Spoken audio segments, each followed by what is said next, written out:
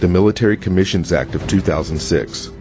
By doing so, our representatives in Washington have committed the most shocking and openly malevolent act of giving the President of the United States true dictatorial ruling powers, and by stripping Americans of their constitutionally guaranteed right of habeas corpus. All that is necessary for someone to go to prison without any recourse to justice whatsoever is for the President of the United States to declare that person an enemy combatant.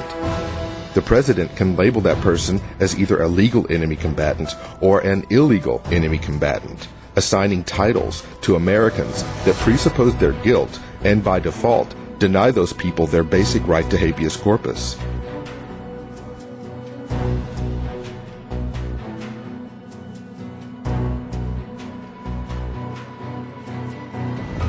Adopted in 1787, the U.S. Constitution specifically states that the privilege of the writ of habeas corpus shall not be suspended unless when in cases of rebellion or invasion the public safety may require it.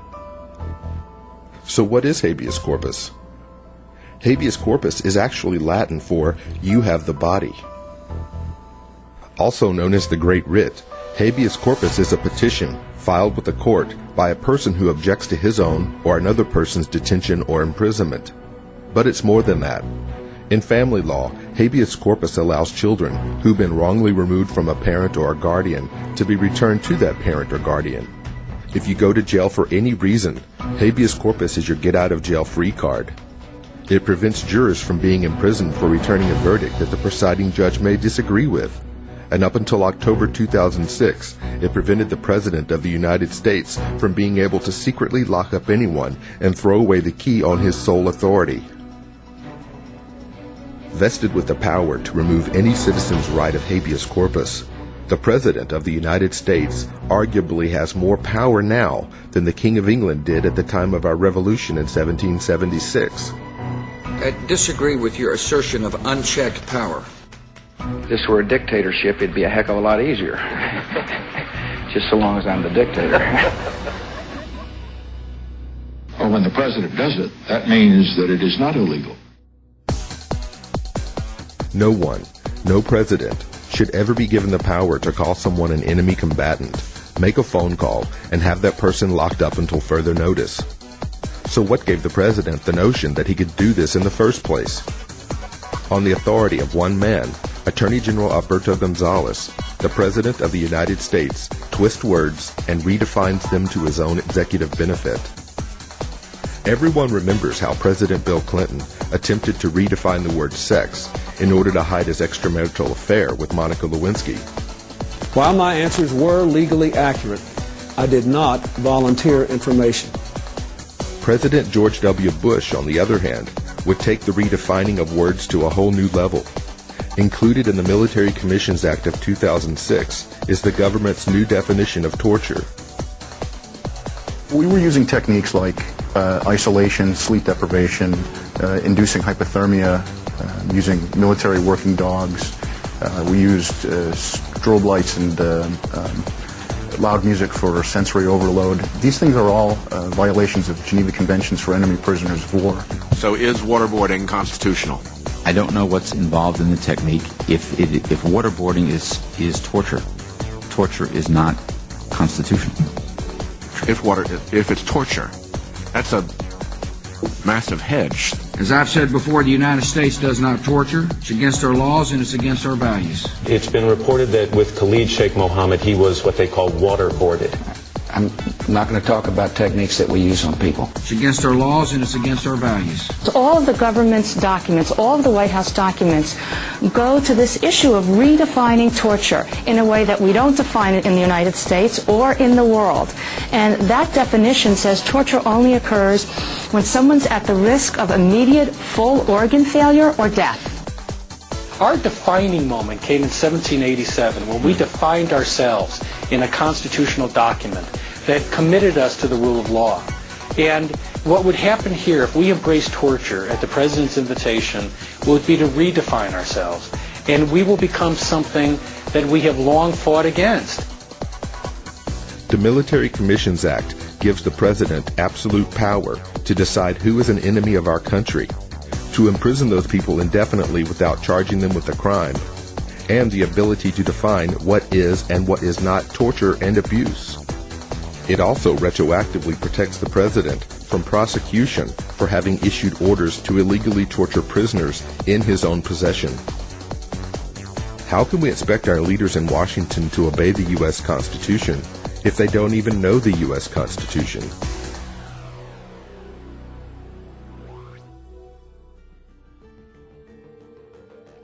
On January 8, 2007, during a Senate Judiciary Committee hearing, Attorney General Alberto Gonzales, when questioned by Senator Arlen Specter, made this self-revealing comment about the U.S. Constitution. The fact that the Constitution, again, there's no express grant of habeas in the Constitution. There's a prohibition against taking it away.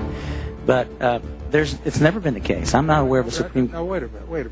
The Constitution says you can't take it away, except in case of rebellion or invasion.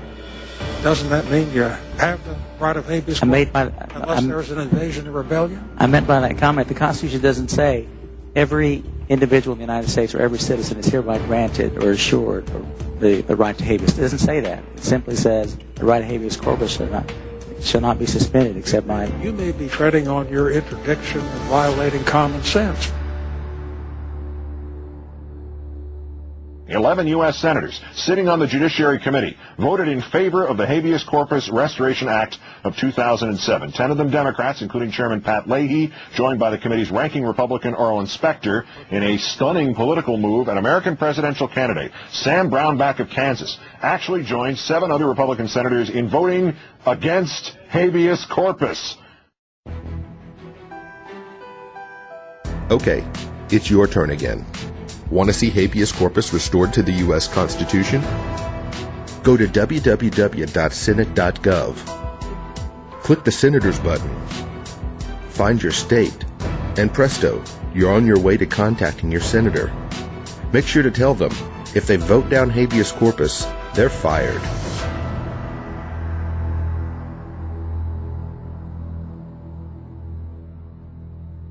In April of 2007, Representative Jane Harman introduced one of the most terrifying bills ever to make its way onto the House floor.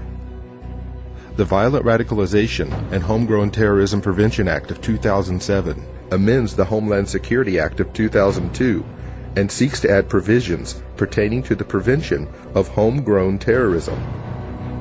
The bill's focal point is centered on terrorism by individuals born, raised, or based and operating primarily in the United States.